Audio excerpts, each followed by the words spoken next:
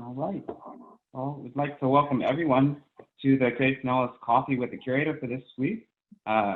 We'd like to mention before we get started that this event is done in partnership with Pinellas County, Visit St. Pete Clearwater, and the Florida Department of State and Division of Cultural Affairs.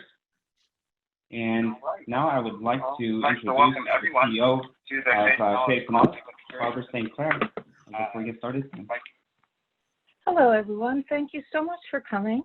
We are so excited to have Maggie Duffy, the Bright Spots and Arts reporter from the Tampa Bay Times, with us. And we are also so excited to have all of you here. This is a new project for Creative Pinellas, and you're going to see the wonderful Emerging Artist Show virtually and hear some great commentary. So I invite you to enjoy it. I thank you for being here, and please begin.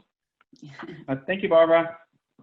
So we're excited to have everybody with us today as we do another coffee with the Curator, this time with the 2020 Emerging Artists Virtual Exhibition. And we also have a special guest with us, Maggie Duffy. Many of you that are watching now likely know her as an arts writer for the Tampa Bay Times. She's our Bright Spots and Arts reporter for the Tampa Bay Times, but she also has quite a bit of experience in various capacities in the art world here locally.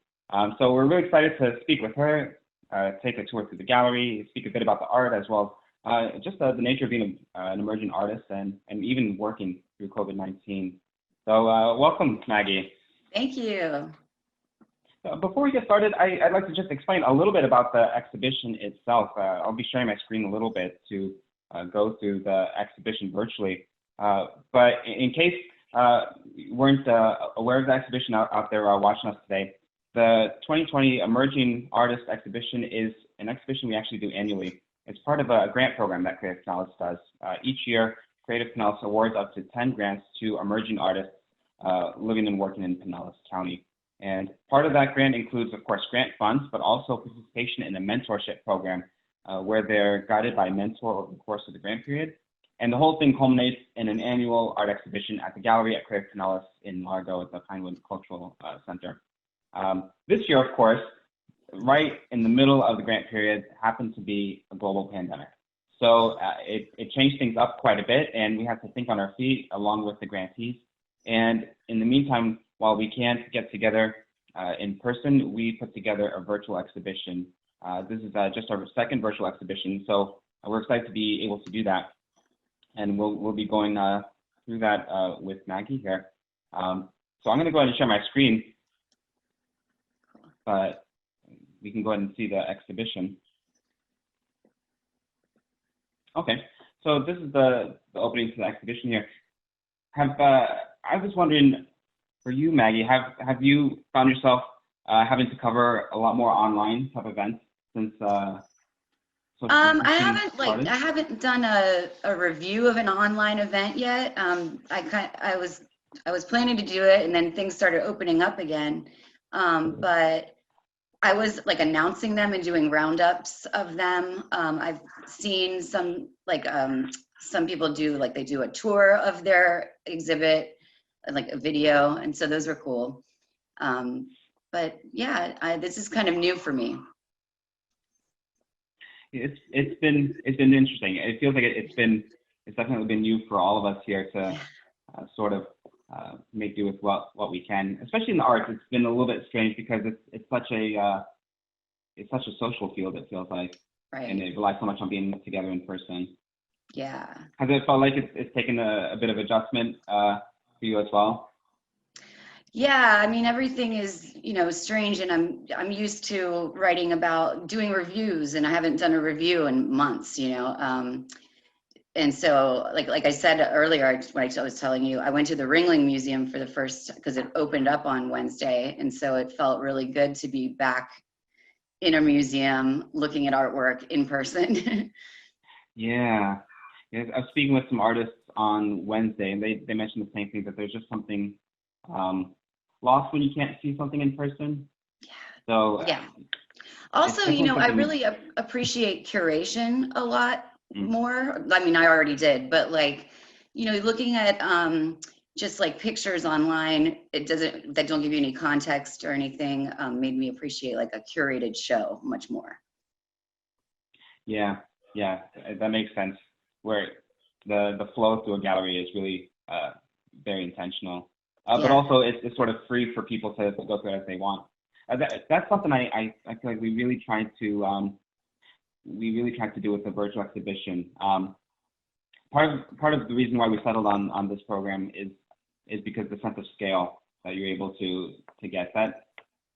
That's part of the whole reason why we went with this this virtual exhibition program, is because we were trying to think of ways for people to get a sense of scale when they see a work online, and that just kept getting lost. The small paintings look big and large paintings look really small, and there's This is a cool program. Yeah, it's been a lot of fun sort of trying to curate this. It's been a lot different, but it's been pretty good though. How do you do it? Do you like hang the show? Yeah, a lot of it is really similar to an actual exhibition. So we'll upload the artwork, and the first thing we do when we upload artwork is actually put in the dimensions, because the program itself will then sort of scale the work onto the walls. Okay. The walls actually have sort of real life sizes to them for us to work with, and so it'll put everything into a virtual stockroom, and then I can sort of drag and drop things onto the wall. Select things to either be pinned to eye level, like we usually would hang them in, or sort of freewheel it, I guess, which is fun too. That's so cool.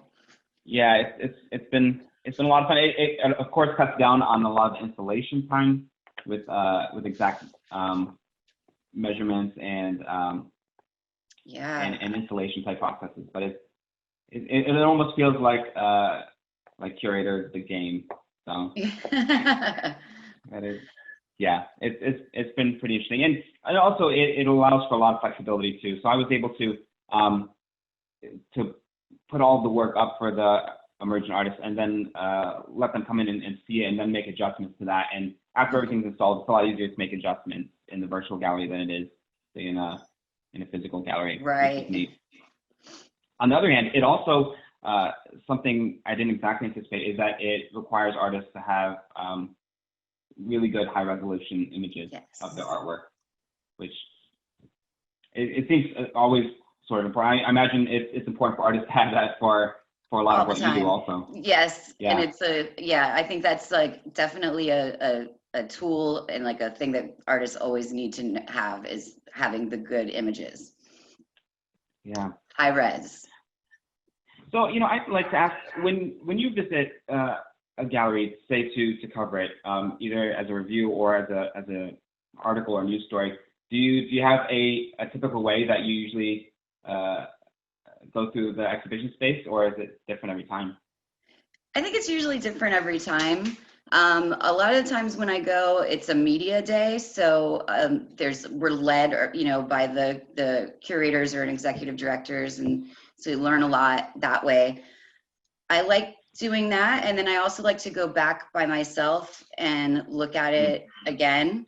But I think it just depends on the exhibit. But I read all the labels. That's a big thing for me, is I read every label. Yeah. That was the thing I wanted to see at the Ringling the other day. I was interested to see how people would move around in the galleries, but there were no people there. So I was wondering if people would group up reading the labels or looking at a piece of artwork, but I didn't see anyone in there. Yeah, I'm curious to see what that's like. Do you feel like you walk through a gallery differently when it's for work rather than when it's for fun, or is it? No, I think it's the same. Yeah. Yeah. Because I always want to know everything about the works. So I'm just, I take my time and try to be really thoughtful. Yeah. Yeah. Very interesting. I was wondering if you prefer being there for the opening reception or being there on your own by yourself when it's quieter. Both. I enjoy both experiences. But so how was this for you? This was much easier for you to hang this than it would be to physically hang something? Yeah. Although I have to say, I really enjoy actually being part of the installation. I enjoy getting out there with, with the hammer and the nails. Yeah. But it is much faster. Installing this myself takes about the part of 2 days or so. Not 2 full days, of course, but a portion of about 2 days. Whereas hanging an exhibition in the gallery by myself would usually take the better part of a week. But it's nice getting out of the office, though, which, installing this, I'm still in the office, which is a weird feeling. Yes. Yeah. Do you guys? But then again, go ahead. Oh, no, I was just going to ask you, are you going to continue even if you open up again? Are you going to continue to do virtual exhibitions? Yeah, that's a very good question, because a lot of our virtual programming, I imagine, will stick around, because we do anticipate actually opening up the gallery soon. But there's a few things that we found as we've really ramped up our virtual programs here, which is one that for a number of events, a lot more people oftentimes will attend a virtual exhibition rather than or a virtual event rather than an in-person one. Mm-hmm. And on the other hand, in a way, it's a lot more accessible to some people. As you know, Pinellas County is really, really pretty spread out. And at times, the public transportation for people that don't have their own car, it will not get them to where they need to be. Whereas as the internet, a lot of people have internet access. So it feels like in some ways it makes things much more accessible. So I think for that, we will definitely hold on to a lot of our virtual programming. I'm curious to see, if we will do a virtual iteration of exhibitions as opposed to, in addition to the real ones. For example, we do have our glass virtual exhibit right now too, and that will be opening up pretty soon in real life too. So, and same with the Emerging. The Emerging is up virtually, and it'll be up eventually as a real life exhibition too. That's great.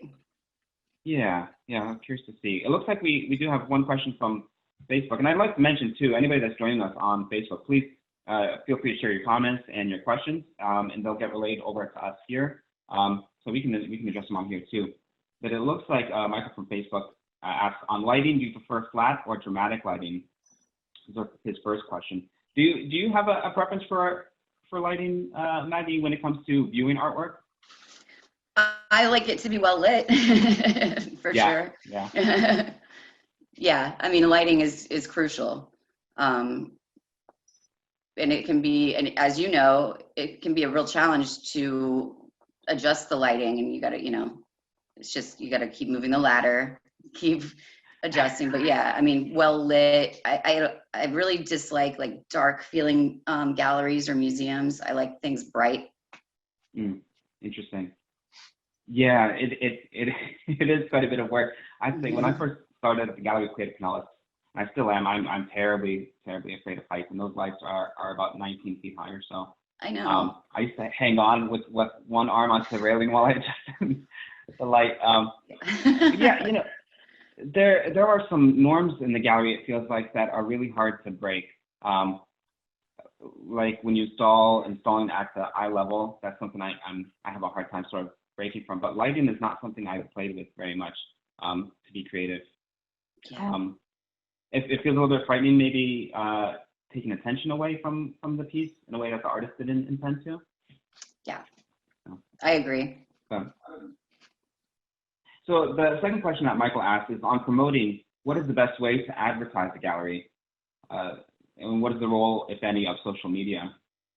So you've covered the arts quite a bit, even more than I have. But what have you found to be the most effective way to promote gallery exhibitions and galleries in general, to reach people covering it or wanting to attend it?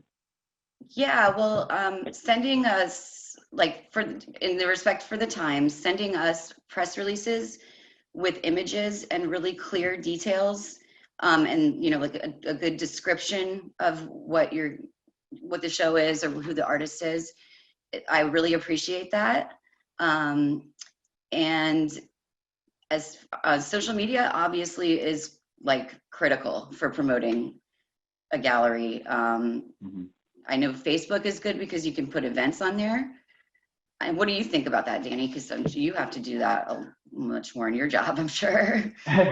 Yeah, we work with a really great team at Creative Pinellas to sort of put the word out, and social media is really one of our main ways. I gotta say, personally, I have a hard time on Facebook. I don't enjoy it because I feel like my introversion really even extends out into social media. But I can't escape Facebook. I feel like it feels like our local art scene lives there. Yes. Yeah, and something I feel like we found is also emails. Having a robust email list and sending announcements that way. People who seem to subscribe to email lists feels like they really engage even more than maybe social media does at times. I know that's something that I found Yes, I agree. I get tons of emails every day, and we also have a calendar email for the Tampa Bay Times. Right now, while there aren't many events, we actually have a virtual calendar, so a calendar of virtual events. And cool. so, yeah, and so people can email calendar@tampabay.com and send their virtual events there too, and your real life events. Have you found? Do you sometimes search those types of calendars for things to do yourself for events coming up? No, I haven't, honestly. But I mean, I look through them to see if there's some art events. If there are enough like virtual art events, then I'll try to do like a little roundup of those for people. This painting is beautiful. Yeah, so this is Angelo Warren. She was one of our emerging artist grantees, of course, and these two pieces are both acrylic on canvas. She has some wonderful work. Her mentor was the painter Rosemary Prince. Oh, nice. Yeah, that seemed like a pairing that really worked out when I got to speak to both of them. And at our opening reception, they were actually there together at the same time too, which was really neat to see. This one was sort of interesting. It's Stephanie Hargrove, because Stephanie's work is the work she had been planning on doing was actually a really large installation that was site specific to the gallery. So with the virtual gallery, that was just not possible to do, but she created a series of prints to be able to present in the meantime with the shells that she's actually going to be using in the exhibition, in the installation itself. So she had to adjust, and that's what artists do, right? Yeah, it was really nice working with them because emerging artists seem to really adapt really well to a quickly changing situation. I'd love to check out some of Patricia's work a little bit closer up. Cool. And I'd like to also remind our audience too that any questions at all that come up, please feel free to type them up in the comments section on Facebook there, and those are related to us, and we'd love to get to them too to speak about that as well. But this is Patricia. Most of these pieces are acrylic and charcoal on paper. I believe one of them is just acrylic on paper. Okay. Or no, they should all be acrylic and charcoal on paper. Oh, wow. And canvas here. Okay. Yeah. I'll spend a bit more time on some of them. But, I really enjoyed these pieces. But I specifically wanted to speak about when we saw Patricia's work was about the mentorship. Patricia's mentor was Caitlin Albritton. Caitlin is a Bay Area artist. She's also done quite a bit of arts writing too. And so it's really interesting to see what they would do together. We pair each of our grantees, of course, up with a mentor over the course of the grant period. And it's sort of an art to get it exactly right. It's almost like blind dates, sort of is what it feels like a creative blind date. But when they work well together, it seems like there's a really big effect. I'd like to ask you, Maggie, as your experience in your various capacities in the art world, have you seen that mentorship has been a pretty big help for a lot of artists? How valuable is it? Oh, I think it's crucial. I mean, I think that really mentorship for anyone is really important. But with artists in particular, I mean, I think that just having somebody with some expertise or just some, like knowledge and experience of how it is to be a professional artist. I mean, definitely the kind of advice they could give is invaluable. Yeah, I definitely found that too, because this is about the 4th year, I believe, our Emerging Artists Grant, and it's interesting to actually, it almost feels like case studies of watching a mentorship happen. I'd like to mention, everybody, if you'd like to see this exhibition yourself, you can see it in your browser. You go to creativepinellas.org/Emerging Artist Virtual Exhibition. Again, that's creativepinellas.org/Emerging Artist Virtual Exhibition, and then you can walk through the gallery yourself here. Did you notice a change in Patricia's work after the mentorship? Yes, I did. It's fascinating. I love this every time. It feels like almost like a surprise present when I see the work that they present for the exhibition, because the work that they present in the exhibition is typically work they created over the course of the grant period. So Patricia's work, some differences I saw, and it's hard to say exactly how much of it can be accounted by the mentorship and how much of it is just sort of a natural progression of her own practice. But some things I saw with these is that these 4 pieces are really intimate scenes. It seems like they're indoor scenes. In some ways, they're very domestic scenes. A lot of Patricia's work beforehand took place outside. They were almost like cityscapes or socialscapes. And in a way, these also seem a bit more abstracted too, which is fascinating. It feels like it asks more work from the viewer in a good way, which I thought was great. Yeah. Yeah, I read her bio that she had a background in architecture. Mm-hmm. So yeah. So her previous work was probably more structured. Yeah, I definitely saw that as well. It definitely felt that way, especially not only when it came to the way she depicted buildings or anything, but the way she depicted a scene. It reminded me a little bit of the way maybe an architect would approach the way people interact with an actual place. Yeah. So it's interesting to sort of see her move indoors. Yeah, as we all have. Yeah, that's sort of another thing. Over the course of the grant period, you look for the influence of the mentor, but this time I'm also sort of looking for the influence that social distancing and COVID-19 may have had in their work as well. This is a really historical, like, emerging artist program. I mean, this is one for the books. Yeah, it has been very interesting. We've had to do things with a lot of firsts in this one. Yeah. I really like this one from Patricia too. It seems to show somebody from almost like a first person view. Yes. Which is not something I saw much of in her work prior to the grant period either. Yeah. It's very makes you feel comforted. It's serene. Yeah, it definitely feels like cozy social distancing. This piece is very similar in that way too. Yeah. I love the colors and the brush strokes. Yes, it feels very intuitive in a way, but she has sort of an intuitive control over the images. Yeah. So I wonder how much the subject matter was influenced by having to be at home rather than being out and about. Somebody else that mentioned that they wonder, COVID-19 may have influenced their work a bit again was Angelo Warren. She mentioned at a conversation with emerging artists that it may have influenced her color palette. It started to go a little bit more into the blues and the cooler colors, which I thought was really interesting. I felt like I feel like colors are brighter to me now. I don't know why. Maybe because I'm in the house all the time. So when I go outside, it's like, ooh. Have you felt anything like that? Yeah, it's funny. I felt like over the first few weeks of social distancing, I heard a lot of people saying things about noticing the birds singing outside, or the animals. Yeah. I was wondering if I don't know, people were just much more observant of it. And I think there's less traffic, so you hear them more. Mm-hmm.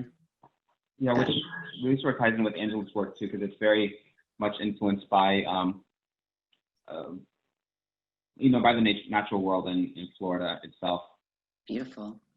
You can sort of see, it feels like some of the influences of references, stuff like Florida fauna and flora. Yes.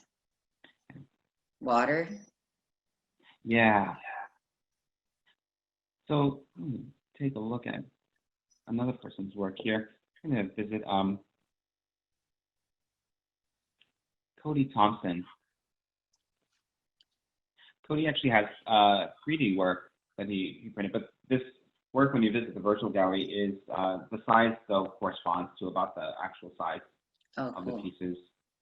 So Cody's work, he uses clay or ceramics to actually put it through an extruder. In fact, for anybody that wants to see, get an idea of how this is made, if you go to the Arts In section of Creative Pinellas, you go to creativepinellas.org and then Arts In, he does a studio tour where he shows what his extruders look like. But basically, I'm saying it's like that little Play-Doh toy that we used to play with, except on a much larger scale, and extrudes these shapes.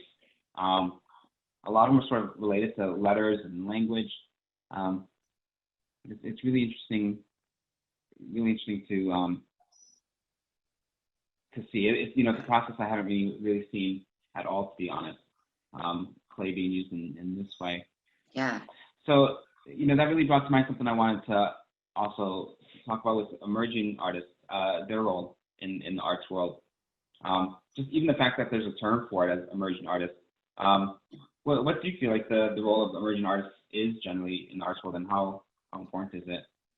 Well, probably a lot of times emerging artists have come up, like Kodi did, come up with some new techniques or innovations that other people haven't, had never thought of before. And so, I think that's a really cool aspect of emerging artists.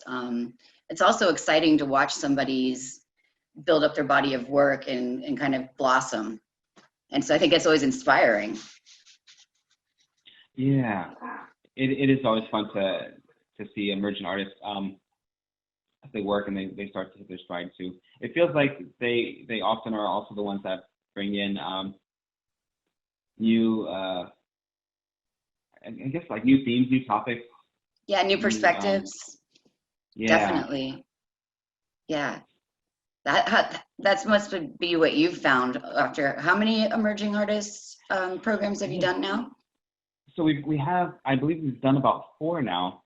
This is about the 4th group of emerging artists. And it is interesting. One thing we often think of emerging artists as being is being young in terms of age, but that's not necessarily the case for the grants, for the grantees. It's really in terms of being young and in terms of your resume length, your CV, and how long you've been exhibiting. Which, but it is true that they do tend to be exploring a little bit more, is what it feels like. Okay, that's cool. How would you define emerging artists? Because that's something that we've thought a lot about, how to define it in terms of the grant. But I guess for people that maybe might even be new with the term, how would you define an emerging artist? I thought that it was people that weren't had like working professionally as an artist yet, but doesn't, like you said, doesn't necessarily mean that they haven't been doing it for a long time or that they're young. Is that right? Yeah, that's as far as the grant goes. Yeah, that's also how we've done it, because it feels like a very nebulous idea, very subjective too. Because in addition, making that distinction between somebody who's say a professional or mid-career artist versus emerging artist, we also want to make the distinction between an emerging artist and somebody who does art as a hobby, rather than as a pursuit for a full-time pursuit, which is an interesting distinction to make. Yes. Yeah. So how's it been like? Oh, sorry. I'm sorry. Go ahead. Oh, I was just going to say, I was going to ask, how have you seen your emerging artists continue to grow? What that experience has been like? Yeah, yes, we have. That has been a lot of fun. And in fact, personally, I feel like that's one of my favorite parts of working here at Creative Pinellas, is to sort of see that happen. I think of some people from our first couple emerging artist grantees that we've seen come. They work with their mentor, they do the exhibition, and then they go on with their work. It's fun to see happen. You know, one person that comes to mind, for example, is Jake Toiley. He yeah. To see the paintings he started off with and how he's grown in his practice as a person, and then even the opportunities and the exhibitions that he's done following the grants. It's great to see our artists in Pinellas County always be successful, but it's really cool to focus on artists and watch them grow. So that's always been cool. Yeah, we've had a number of artists. Yeah, I've seen Jake's career kind of really shoot up there, so it's great. Love his work. Yeah, it's happened for a number of our artists, emerging artists too. And so it's a pleasure working with them when they're at this stage, to sort of see where they go from there. Yeah. And hopefully they remember you. You know. Yes, I think they always do. Yeah. Who did Kodi work with? So Kodi's was Edgar Sanchez Cumbas. Okay.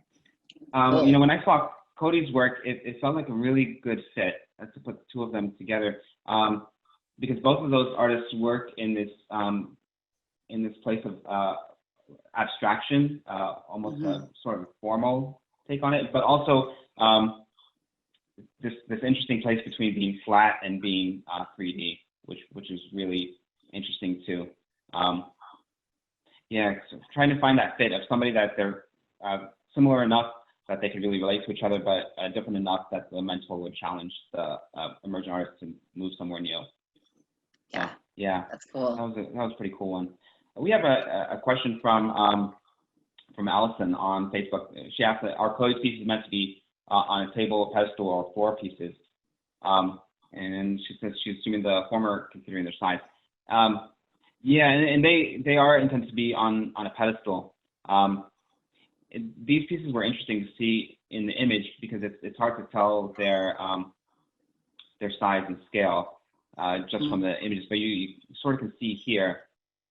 This is about generally their actual size, so that they are supposed to be on pedestals. They're pretty neat to look at, and I can't wait till we can show people in person too.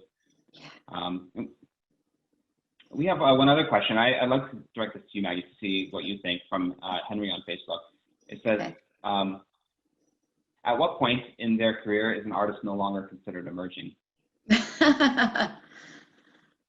You know what? That's a question for you, I'd say. You're the expert on that. Yeah, that's a hard one. That's a very good question. You know, it's really hard to quantify these sort of things. Just sort of one anecdotal thing that I'd like to mention that I feel like a difference I've seen between, say, mid-career artists and emerging artists is with each set of grantees, we try to set up a sort of a meet and greet where all the grantees get to meet each other and meet up in the gallery. And it's interesting that the emerging artist grantees, we generally have usually after 5:30, 6 o'clock in the evening works best. But for the professional artist grantees, usually during the day works. And it's interesting because, you know, emerging artist grantees, they usually still have day jobs that they're working at in addition to, you know, at nighttime and on weekends, working hard at their work. Whereas mid-career artists, their practice, it's their main full-time job. And that's sort of, I think that's sort of a boring distinction, but it's the one that I found often, you know. So, you know, another thing I feel like is that idea of faking it till you make it. Calling yourself a mid-career artist is sort of a big thing too. I don't know, what have you found, Maggie? Or do you even bother making the distinction, to be honest? I don't usually, but I have seen people who had jobs and then were able to pivot to just living off their work. So I would consider that, you know, where if you can make money at what you love to do and your passion, I think that you've made it, right? I mean, that's what I'd see. But yeah, I mean, I don't think the term emerging means that you're not as talented or anything like that. Just maybe not as experienced, or I don't know. It is such a kind of vague term. Yeah, it's funny. That really echoes what Lewis said on Facebook, that emerging artists still have their day job or other external funding.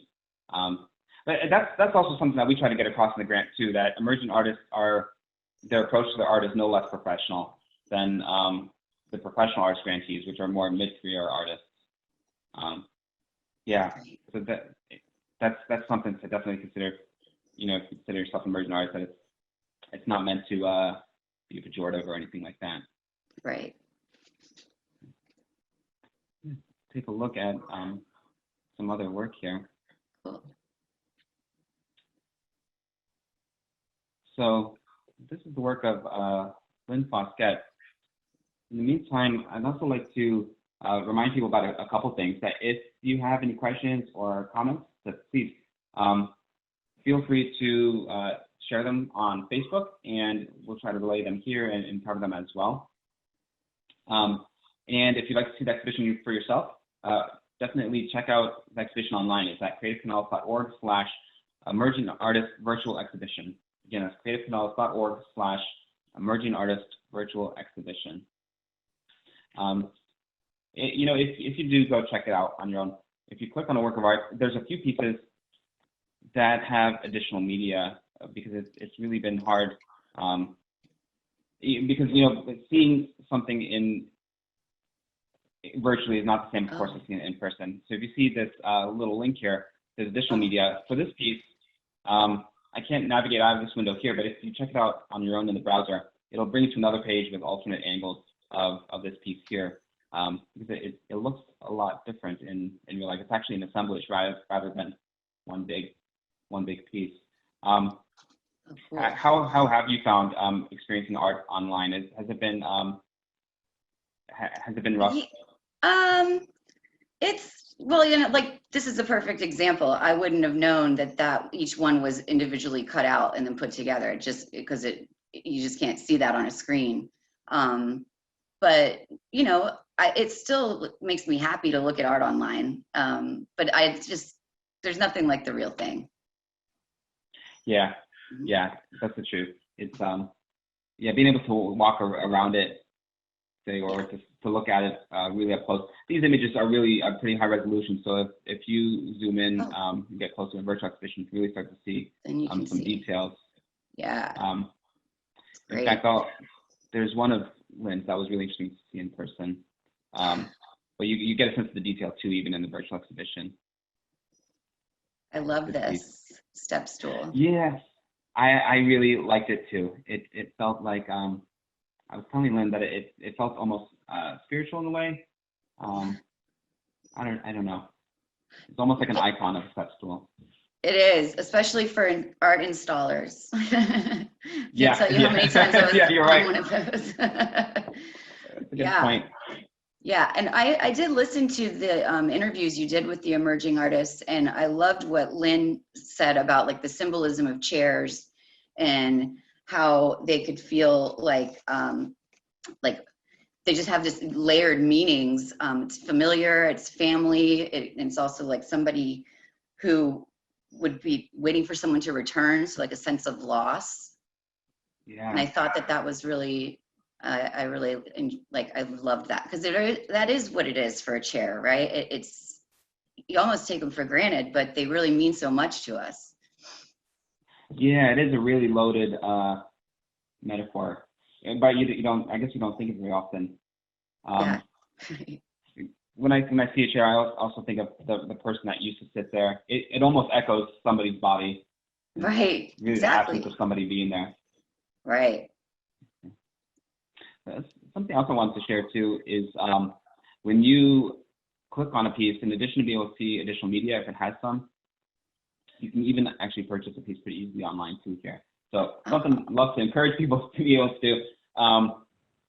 But that's something that you can do on most of these pieces here, or at least inquire, but it'll send you to an online shop.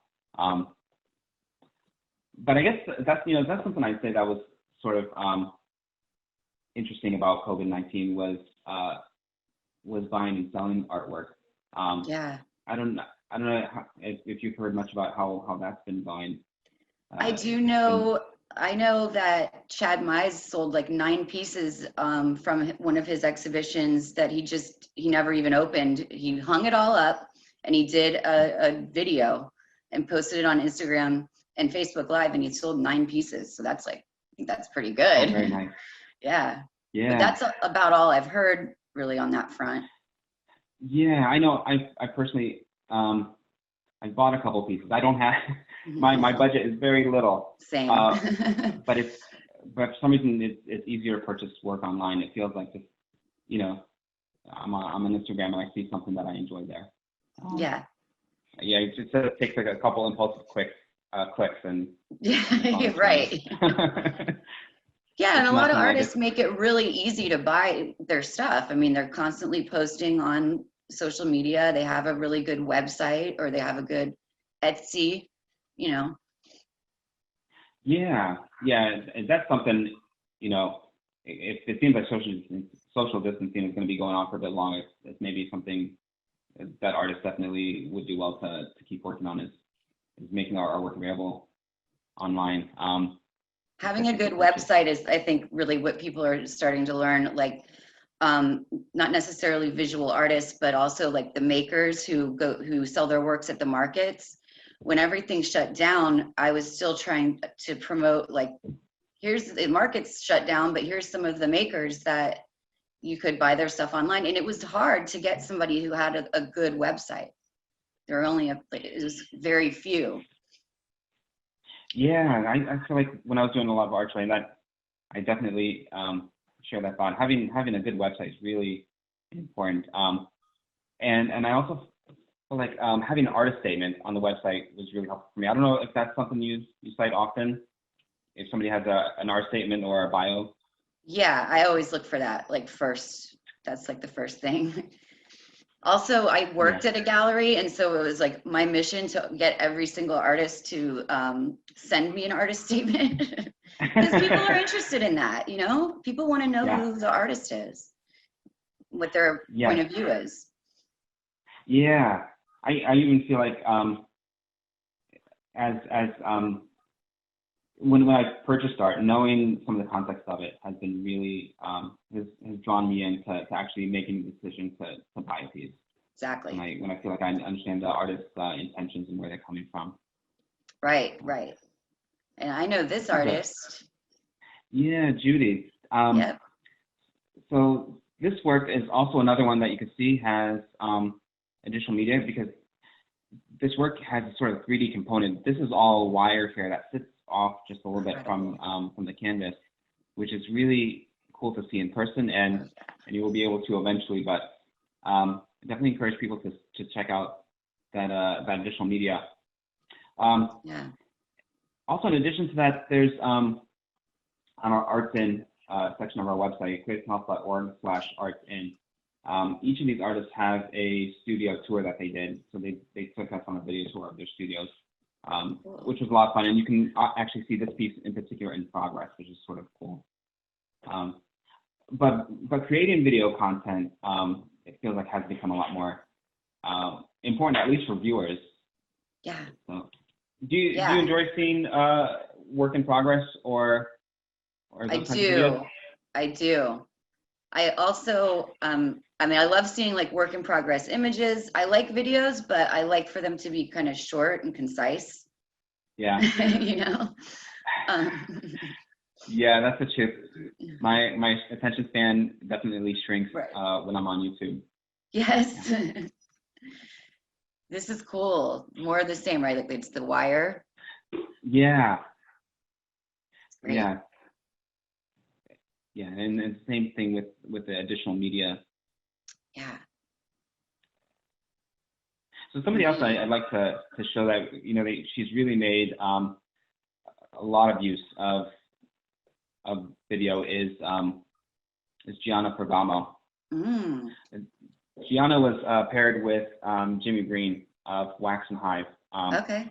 That pairing also seemed like it was really a really good pairing. But Additionally, Gianna also has, she's really made good use of video.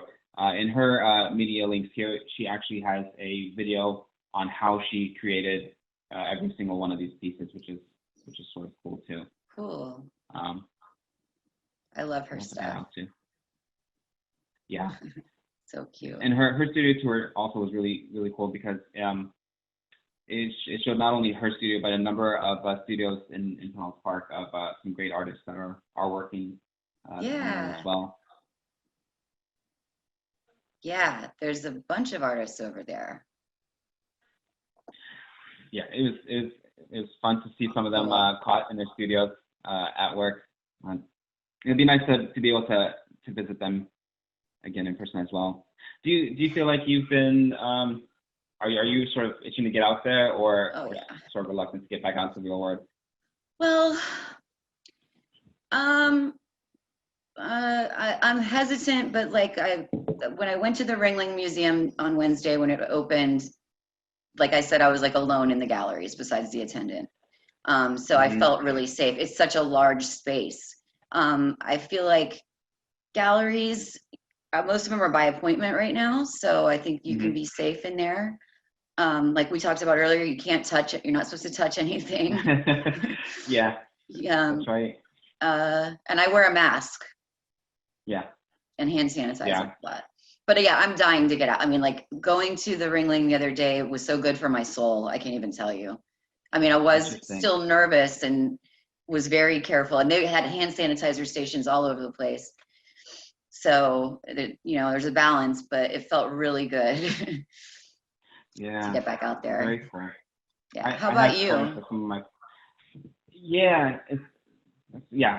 sort of feel the same way. My favorite time is in the gallery, whether it's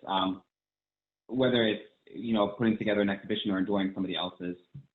So I really do miss it quite a bit. I have been sort of nervous about going out in general, but the galleries, like you mentioned, they it is a bit more comforting that a lot of them are pretty big. Like the gallery at Creative Pinellas, it's really large. It's not such a tight space as say like an office might be or something like that. Right. And it does feel healing. Being in a gallery like on a weekday or earlier on the weekend, it feels therapeutic in a way that I haven't in a long time. That could really use. Yes. Yeah. So I'm looking forward to it. We're getting there. Like I mentioned, the gallery Creative Pinellas will be opening soon, and I understand some other institutions are already open or will be opening pretty soon too. Yes. Yeah. I think Tampa Museum of Art opens on June 1st. So that's Saturday. I don't know what day that is. Monday? So I imagine your art coverage is gonna be going back up again. Yeah, I hope so. I mean, I already went and saw an exhibition at the Ringling that is so cool. It's a Chinese contemporary artist named Howie, and I'm going to butcher the last name, but it's Shui, I think. It's Tsui. And it's this incredible film called Retainers of Anarchy. And it's in a gallery that's sort of on a V, like, so the screens are like come to like a V, and it like scrolls across. It's really cool. It goes on for like, I think 15 minutes or so. So yeah, can't wait to see what else is out there. Yeah, that'd be cool. Yeah. So I'd like to just remind everybody, as we're sort of winding up, wrapping up, that please feel free to share any comments, questions that you might have on Facebook. Just type them there into the Facebook comments. They'll get relayed to us over here. We'd love to comment on them as well and to share them with everybody. Also, if you'd like to check out the exhibition, you go to creativepinellas.org/emerging artist virtual exhibition. It's creativepinellas.org/emerging artist virtual exhibition. And we were talking earlier about the role and definitions of what an emerging artist is. We got a couple more comments that I wanted to share. That Barbara mentioned that it could also mean that you've achieved some kind of awareness or recognition in the world. And Catherine said that when artists start to lock in a more regional presence, they move beyond emerging. she asks, and that really feels true too. Yeah, I would agree with that for sure. It's been interesting, sort of defining what an emerging artist is for outside the visual arts, because this year, just coincidentally, all 9 grantees happen to be visual artists, but usually, it also includes dance. We've had musicians, literature, screenwriters. So it's been interesting, sort of defining from one. Yeah, that would be. I would think that would be really kind of hard with like dance, especially. I mean, I don't know how you would define a. I don't know. Yeah, we have a great dance community here in Tampa Bay, though, for sure. Yeah, we do. That has been wonderful to work with in the gallery. My background, of course, is in visual arts, but being able to work with the dance artists has been great. I'm in our dining room, obviously. Yeah, I think she wants to exhibit some of her artwork too. But yeah, that has been a lot of fun. So you've been you've been writing and covering the arts for a while. Do you miss being in the gallery and working there? Yeah, sometimes I do. Yeah. I definitely love working with artists one-on-one, and then I did really enjoy like hanging exhibitions. It's just exciting to be able to like touch work or see people and they come bringing in their work, see what people have created.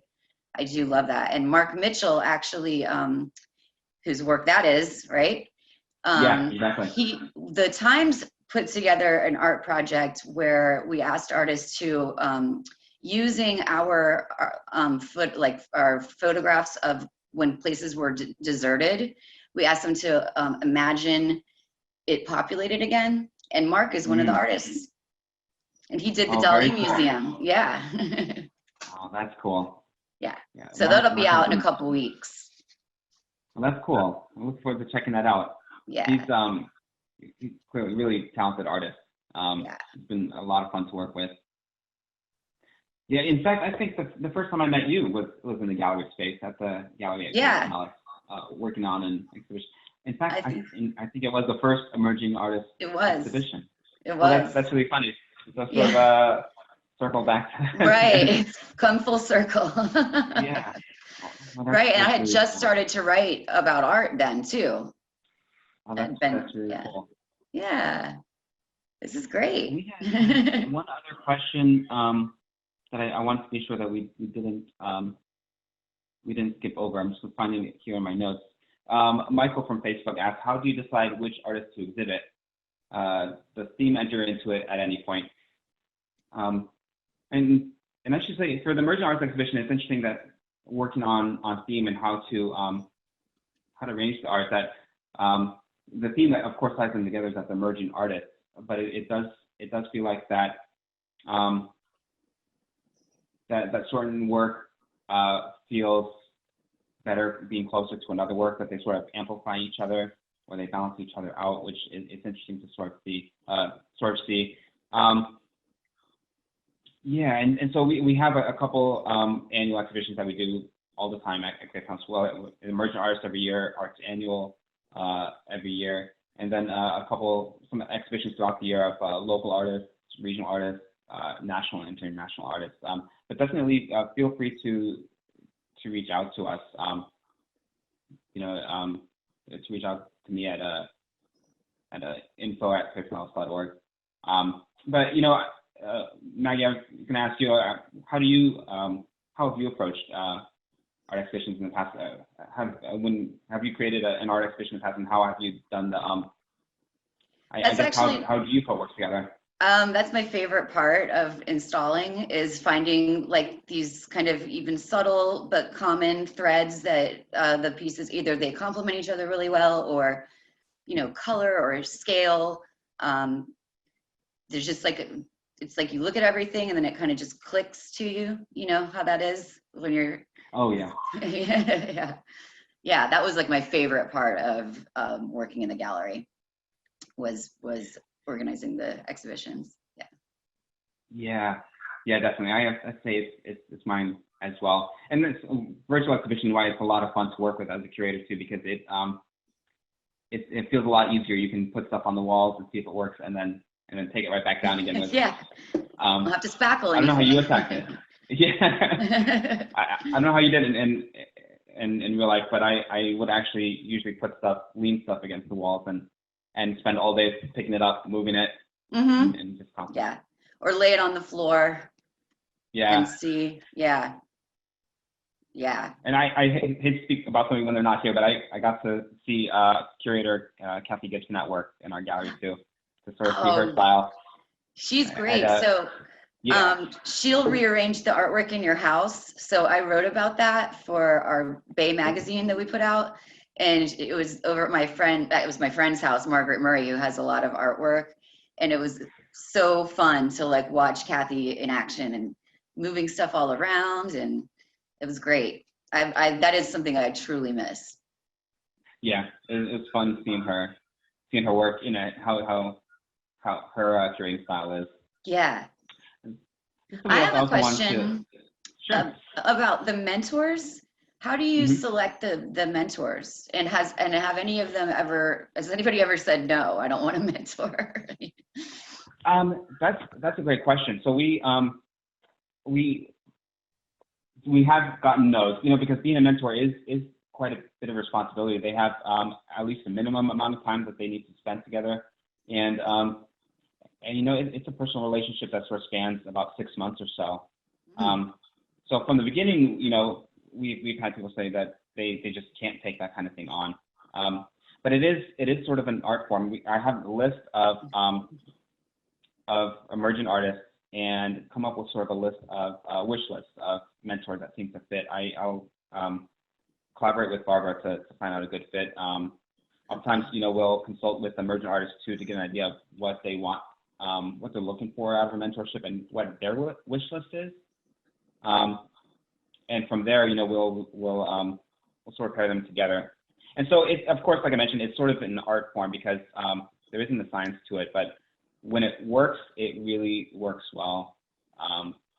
You see, we've got Zoe Pappas here. We paired her with artist Kevin Grass. And Kevin was one of our past professional artist grantees, and he does, he paints in really very surreal style, but also it's technically very meticulous, very, his representational style is really accurate, which is what I saw with a lot of Zoe's work too. And in fact, Zoe actually mentioned, had Kevin Grass on her wish list of mentors. Oh. And that pairing just seems really torqued well. That's cool. As you can see, Zoe's work is really interested in human figure. She loves actually working with an actual model and taking from there. So it's interesting to see the work that this work, especially that came out of that grant period and the mentorship. Zoe's work is interesting also because as people will see when we get to that in real life exhibition, that it also has sort of a 3D component to it. She layers a lot of her work, almost the way you see like in a diorama. As you walk by it, the perspective really changes. Oh, cool. Yeah. So it was really neat to see the two of them work together. But I think that really is my favorite part of the grant is the mentorship. Okay. Part of it. Yeah. So the emerging artists get a wish list of who they'd want to work with? Yeah, sometimes I will ask them what who is on their wish list of people to work with. Because what we're also trying to get out of the mentorship sometimes is to challenge emerging artists to do things differently, or to get out of an artistic comfort zone. Because part of the becoming sort of growing out of becoming an emerging artist is challenging yourself into doing things in new ways, which Right. can be uncomfortable sometimes. But looking for a mentor that, will not necessarily tell them that they're doing great right now, but how they can do things like even better. Which Right. is not the most comfortable thing. We got an interesting comment from Andy Scott, who mentioned that as far as dance goes, that it usually has to do with how long you have been presenting work, venue, and considerations around self-producing versus commissioned or produced work. And that makes sense. That's Yes. I see how that really correlates to a visual artist. And she would know. Andy is the expert. Yeah, Andy was one of our past grantees as well. She was so much fun to work with. Such a creative person. Yeah, she would definitely be a great person to ask that. And she has a new project coming up next Saturday, a socially distanced dance performance in St. Pete. Ah, very interesting. Yes. I imagine dance and performing arts in general have really had a hard time of social distancing. Yeah, so it's going to be outside along First Avenue South, and the dancers will be spaced 10 feet apart, and people can ride bikes as the performance goes from 11 to noon. Cool. Yeah. Well, that's cool. I'm looking forward to, as we get more and more in-person arts events, to be able to experience them, and really keep on using these virtual events too. Yeah. Especially successful. And it's just figuring out how to adapt, Yeah. Well, I appreciate you visiting the gallery, Maggie, and taking time to check out the work, speak with us. I loved it. And, it looks great. Can't wait to see it in real and life. Yeah, I'm looking forward to it. This exhibition will definitely eventually come to the gallery at Creative Pinellas in Largo. So we're looking forward to eventually be able to invite people there. But in the meantime, again, feel free to check it out for yourself at creativepinellas.org/emergent artist virtual exhibition. And also, while you're on our website, check out ArtsIn, creativepinellas.org/ArtsIn. There's a lot of great videos, not only by our grantees doing the studio tours, but lots of videos from everybody in various disciplines working around Pinellas County, showing what they're awesome at and how they do it. So feel free to check it out. And I'd like to say thanks again to Maggie, and thank you to all of you for joining us on Facebook and for your awesome comments and questions as well. And we'll see you again next time. Bye, Danny. Thank you so much. It's been great. Thank you. Bye. Bye.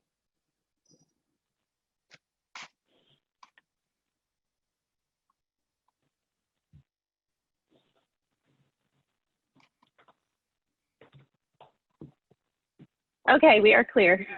Okay. Okay, that went so well. Oh, good. Yeah, I think it went pretty good. That was really good.